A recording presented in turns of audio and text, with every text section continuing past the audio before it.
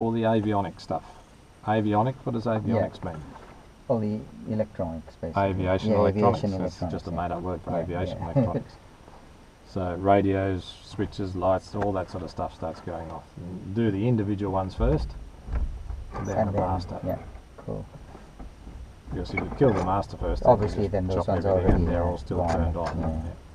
So it's better to just get into the habit of bang, doing things individually. Yep. Then the main supply to everything, which is the avionics master. Then stop your engine, which we do with the magnetos. How do you do it on the Cessnas or the Piper Cherokee?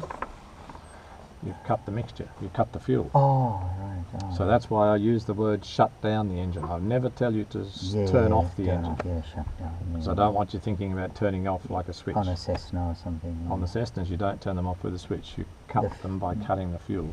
The mixture. The mixture control. Just the mixture. Only the mixture comes back to idle cutoff. Okay. So you have two controls. Is that the blue or the red one? The red one. Yeah. The blue one is your... Is a throttle. No, the... pitch control. Oh, is it? Propeller. Oh, okay. Throttle's usually black. So your throttle, or silver or some other colour. If this was a Cessna, you would have throttle, and right beside it you would have a red one for mixture. Red one and the blue one, right? And if you had a variable pitch propeller, you would have a blue one. The blue one as well. If you didn't, if it was a fixed pitch propeller, you would just have the red one, just the black and the red, the throttle and the mixture, always side by side. So tell me, would you be able to train me right up to PPL? You don't have. Oh damn. I can't. Oh shit. I'm not a registered. Yeah, VH, right? VA, so what do you need to? But you could train, but you don't have the aircraft for it, right? Or legally, I can't do it. Oh. I have to have a commercial license. Yeah, of course. Yeah. And I have to have my GA instructor rating instead of my RAOS instructor rating. And when I looked at it a few years ago, I can get my commercial pretty easy. I just have to do the exams really and a flight test.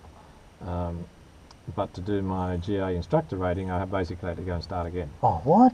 What? That's bullshit. They would give me they gave me 10 hours. You have to do 50 hours of what they call,